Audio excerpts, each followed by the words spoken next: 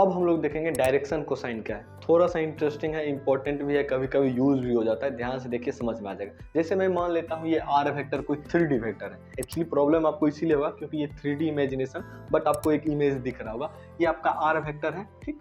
इसका position vector आप क्या लिख सकते हैं, एक्स नोट आई कैप प्लस वाई नोट जे कैप प्लस जेड नोट के कैप। आया समझ में? मतलब ये आर वेक्टर का यहाँ पे क्या है, कोऑर्डिनेट गिवन है, तो ओरिजिन से मैं ये पोजीशन वेक्टर लिख सकता हूँ। पक्का ना? मैं क्या करता हूँ, आपको मैग्नीट्यूड भी लिख ही देता हूँ। इसका मैग्नीट्यूड क्या होगा मेरे भाई, मैं आपको बताया था ना, एक्स नोट का whole square plus y naught का whole square plus z naught का होल स्क्वायर। यही हो गया इस वेक्टर का मैग्नीट्यूड। पक्का ना? अब देखिए, ध्यान से सुनते रहिएगा।